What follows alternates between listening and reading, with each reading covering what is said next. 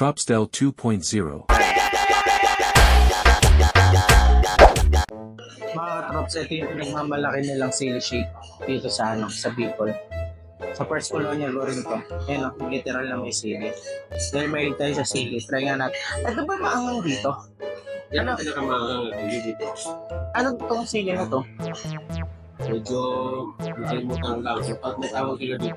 Mga katrops, kung sino mga taga Bicol dyan, anong sili to? Pero tikman ko to nung ano?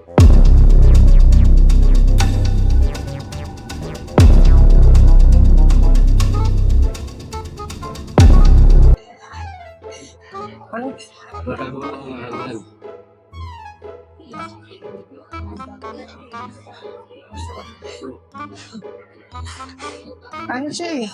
Parang common lang. Taiyabot.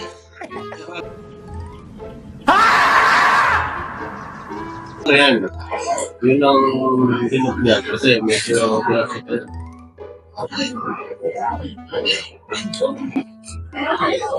Actually, meron siyang konting anghang. Hindi ko alam kung kinain ko yung sili. Pero nagko-compliment siya sa sili. Ang sarap niya.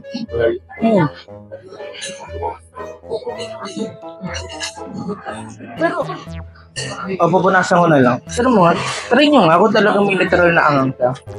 Ha? Hindi, try nyo lang. Kasama ko din sila. Ay kayo sa vlog. May sipa siya ng anghang. Lahat eh. Pero maanghang siya. Meron ka nito talaga. Oo, di ba? Hindi naman pala ang kombinasyon niya. Oo.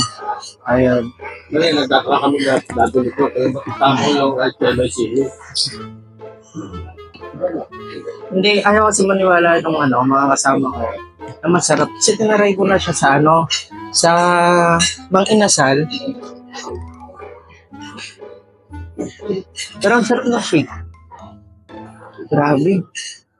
Sarap na ito. Ang pag in-order nyo ito mga katrops, ang pangalan nito, sili shake.